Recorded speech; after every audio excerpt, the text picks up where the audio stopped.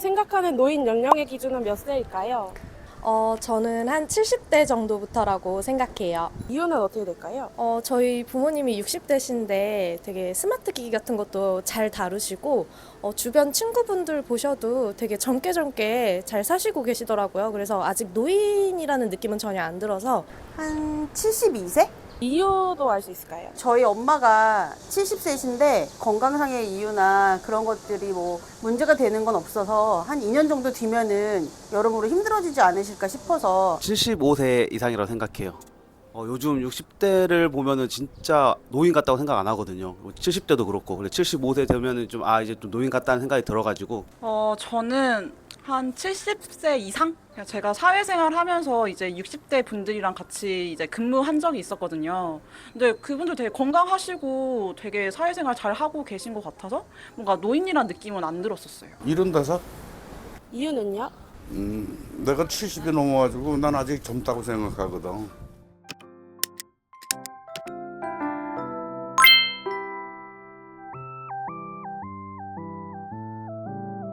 안녕하세요. 신사호차의 그리고 엄마나의 이이사입니다. 자, 서울시가 지난달에 깜짝 발표를 하나 했습니다. 노인 연령 기준을 만 65세 이상에서 만 70세 이상으로 올리겠다라는 게 바로 그거였죠. 노동계에서도 연령에 대한 변화의 바람이 좀 불고 있기는 해요. 한전에서 정기근로자에 한해서 연령 제한을 전면 폐지하겠다라고 밝혔기 때문이죠. 자, 현재 대한민국 법정 정년이요 만 60세인 상황인데 연령 제한 폐지를 한다는 건 나이에 대한 사람들의 인식이 그만큼 변하고 있다라고 봐야 될 것 같은데, 한전의 말을 들어보니까 환갑이 지나도 건강을 유지한 분들이 많다. 그래서 나이에 따른 일괄적 자격을 만료하겠다라는 게 아니라 합리적인 기준을 만들어서 건강한 노인분들께 일할 수 있는 기회를 제공해야 되겠다라고 입장을 밝혔습니다. 자, 건강한 노인, 여기서 엄마 나야는 한 가지 궁금증이 생기기 시작했어요. 대한민국에서 정의하는 이 노인의 기준이 도대체 뭐냐라는 거야. 자, 알아보니까요, 1981년에 노인복지법의 경로 우대를 토대로 해서 노인의 기준은 65세로 맞춰지게 됐고요. 그에 따라서 기초연금이라든지 버스, 지하철 무료 이용과 같은 복지 혜택이 이 기준에 근거해서 만들어졌다는 거예요. 자, 그러다 보니까 오늘날 노인이라고 얘기하는 65세 이상의 대한민국 전체 인구는요, 현재 1000만 명을 돌파하게 되었습니다. 전체 인구 5명 중에 1명이 65세 이상이 노인인 고령화 사회가 됐다라고 봐야 되는 건데, 이 증가 추세라면 2050년에는요 65세 인구가 전체 인구의 40% 이상을 차지하게 된다라는 전망이 나왔어요. 근데 뭐 한간에는 뭐 100세 시대라고들 많이 하잖아요. 근데 아무리 생각해도 65세를 노인으로 구분하기엔 너무 젊지 않아? 라는 의견들이 없지 않다라는 거죠. 자, 특정 연도의 출생자가 향후 생존할 것으로 기대되는 평균 생존 연수인 기대 수명을 확인을 해보니까 대한민국은요 2023년 기준에서 83.6세였어요. 노인 연령을 65세로 맞췄던 1981년의 기대 수명은 66세 정도였다고 하고요. 약 40년 사이에 기대 수명이 16년 정도 증가하다 보니까 사람들도 65세라고 하면 노인이라는 인식이 좀 잘 안 생기기도 해요. 예를 들어서 우리 여기 그 신사고찰 혹은 엄마나야 팀들 어머니 아버지들 나이 들어보면 60세 65세 뭐 이렇거든요. 그거보다 젊으신 분들도 계시고, 그런 분들이 60세 65세가 돼도 나이가 들어 보이냐? 그렇지 않잖아. 자, 서울시가 작년에 서울 거주자분들 중에 65세 이상 노인 3,100명을 대상으로 설문조사를 실시를 했는데 평균 72.6세 정도가 돼야 노인이라고 생각이 된다라는 결과가 나왔어요. 그러니까 65세 이상인 분들도 본인들을 노인이라고 생각하지 않는다라는 거죠. 자, 근데 이런 노인에 대한 인식 변화는요 비단 한국뿐만이 아닌 것 같아요. 2010년 후반에 호주와 영국에서는 60대는 새로운 40대다 라는 구호가 등장할 정도였다고 하고, 일본 노년학회라는 게 있는데 여기서는 2017년에 고령자 정의를 65세에서 75세 이상으로 올리자라는 의견이 제기됐다고 합니다. 자, 이런 상황 속에서 서울시는요 노인 연령을 만 65세에서 만 70세로 상향한다라고 밝혔습니다. 참고로 대한민국 전체가 아니라 서울시 한정이에요. 그렇기 때문에 노인 나이 기준을 지자체에만 맡길 게 아니라 정부가 직접 공론 조성을 해야 된다라는 지적이 나오고 있다라는 거죠. 자, 근데 왜 정부도 하지 않는 걸 서울시가 먼저 시행을 한 것인가 궁금해 하시는 분들도 계실 것 같은데, 이유를 한번 추측을 해보니까 서울시의 지난해 합계 출산율이 0.55명이에요. 한 명이 안 돼요. 0.55명입니다. 현재 추세라면 2026년에는 만 65세 이상 되는 인구가 20%를 넘기는 초고령화 사회로 진입을 하게 된다고 하는데, 그렇게 되면 노인복지에 들어가는 비용이 높아질 수밖에 없겠죠. 근데 복지 재정은 무한이 아닐 거야. 그러면 한정된 복지 재정을 의식한 결정이 아니야? 라는 얘기가 된다라는 거죠. 자, 나이를 상향함에 따라서 복지 대상을 조정하겠다. 저는 뭐 이렇게 좀 해석이 되거든요. 하지만 당장 복지 대상을 조정하게 된다라고 하면 그 후폭풍이 결코 없지 않을 거라고 저는 생각이 듭니다. 왜냐하면 우리 어머니 아버지들 혹은 노인분들의 삶이 풍족해요? 아니에요. 저는 아니라고 생각하거든요. 자, 서울시를 넘어서 대한민국 노인분들의 현실을 한번 알아볼까요? 자, OECD에 따르면요, 2020년 기준 66세 이상의 노인 인구의 소득 빈곤율이 40.4%로 회원국 중에 가장 높았어요. OECD 회원국 노인 빈곤율 평균은 얼마냐? 14.2%예요. 그럼 우리나라가 3배가량 높다라는 거죠. 자, 뿐만이 아닙니다. 2023년 기준으로 했을 때 우리나라 65세 이상 혼자 사시는 독거노인 비율은 199만 3,334명으로 추산이 됐고요. 이는 65세 이상 인구 중에서 21.1%를 차지할 정도라고 한다라는 거지. 그렇기 때문에 급속하게 이 노인 기준 연령을요, 상향을 하면 결과가 뻔하잖아. 사각지대 노인 우리 어머니 아버지들 혹은 노인분들의 삶은 더욱 힘들어질 수밖에 없다라는 게 보여요. 자, 그렇기 때문에 서울시는 노인 연령 기준을 상향을 하더라도 지하철 무임승차 같은 생계와 직접적으로 관련되어 있는 혜택은 그대로 유지를 하고 새로운 복지 서비스만 변화를 적용할 거다라고 밝혔는데, 어떤 변화가 있는지 저희 엄마나에서 알려드리도록 하겠습니다. 자, 먼저 나이를 먹어도 계속해서 일할 수 있는 환경으로 개선을 해보겠다. 이 얘기는 뭐 옛날부터 엄청나게 많이 했죠.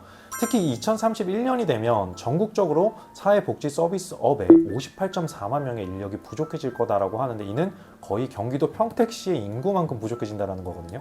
그렇기 때문에 서울시는 우선적으로 사회복지시설 종사자분들이 만 65세를 넘겨도 계속적으로 일을 할 수 있도록 정년 제도를 개선하겠다. 그리고 계속 고용을 창출하겠다. 지원하겠다라는 예정을 밝혔습니다. 자, 여기서 잠깐 엄마나야가 해외 몇몇 국가와 비교를 한번 해보도록 하겠습니다. 한번 자료도 볼까요?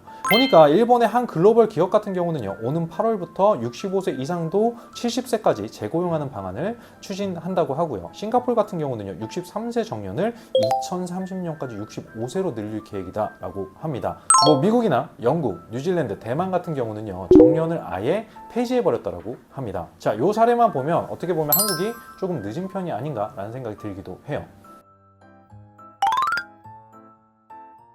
자, 다음으로 그동안 비선호시설로 인식되던 요양시설을 새롭게 바꿔보겠다라는 얘기를 합니다.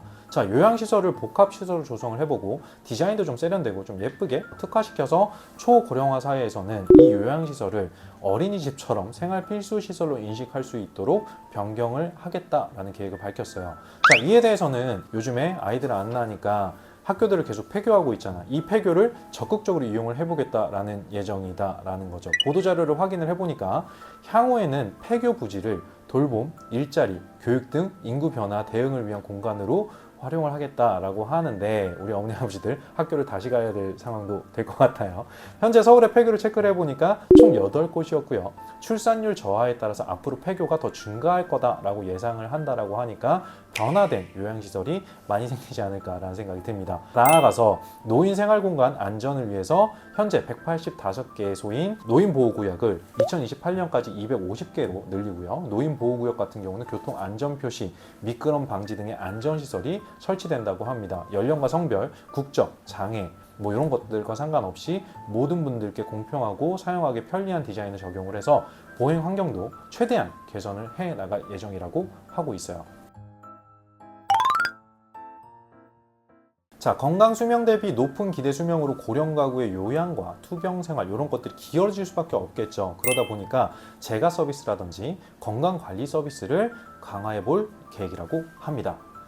자, 근데 그 어머니 아버지도 혹시 이 건강 수명과 기대 수명이 뭔지 구분하실 수 있는 분들 계실까요? 뭐 많은 분들이 잘 알고 계실 수도 있는데, 이 건강 수명이라는 거는 질병이나 장애를 갖고 있지 않고 내가 건강하게 살아가는 기간을 의미를 해요. 신체적으로나 정신적으로나 특별한 이상이 없는 건강한 기간을 의미를 한다는 거죠. 기대 수명은 뭐냐면 앞에서 제가 잠깐 말씀을 드리긴 했는데, 좀 더 쉽게 얘기를 하면 평균적으로 내가 얼마까지 살 수 있다라는, 얼마나 오래 살 것인가를 의미하는 걸 평균 수명이다 혹은 기대 수명이다 이렇게 얘기를 하거든요. 이 서울시의 건강 수명과 이 기대 수명을 확인을 해보면 건강 수명은요 2021년 기준으로 했을 때 70.5세 그렇지만 기대 수명 같은 경우는요 85.2세로 14.7년 정도의 차이가 났다라는 거죠. 이게 무슨 얘기예요? 이 14.7년 정도의 이 차이 있는 요양과 투병생활 아플 수밖에 없는 기간이다라는 거죠. 그렇기 때문에 이 건강 수명 대비 높은 기대 수명이 이 고령 가구의 요양과 투병 생활을 길어지게 할 수밖에 없게 되는 결과를 가져올 거기 때문에 이 서울시는 재가 서비스와 그리고 건강관리 서비스를 강화하겠다라는 얘기를 하고 있는 거예요. 자, 설명드렸었던 이 신규 복지 서비스를 추진을 할 때 연령 기준을 70세로 확정짓지 않고 60세에서 80세로 유연하게 적용하겠다라는 얘기를 하고 있거든요. 근데 아직 구체적인 시행 시기나 이런 것들은 정해지지가 않았다라고 하니까 저희가 추가되는 내용들이 있다라고 하면 엄마나라에서 바로 가지고 올 수 있도록 하겠습니다. 자, 어머니 아버지들, 대한민국이 안타깝게도 늙어가고 있습니다. 어머니 아버지들 세대의 노인이 이제는 더 이상 노인이 아닐 수도 있습니다. 자, 연령 기준이 높아졌다고 해서 단순하게 부정적으로 보일 수는 있는데 정부와 지자체들 또한 준비를 좀 하고 있는 것 같아요. 조금 더 기다려 보시면 어떨까요? 엄마나야 신사고찰의 이사였습니다. 고맙습니다. 네, 뭔 채널이에요? 저희 유튜브 엄마 나야라고. 엄마 나야요? 네, 엄마 나야. 엄마 나야? 네, 엄마 아, 나야입니다. 검색하면 나와요? 네, 검색하면 나와요. 아, 알겠어요. 구독해주세요. 네.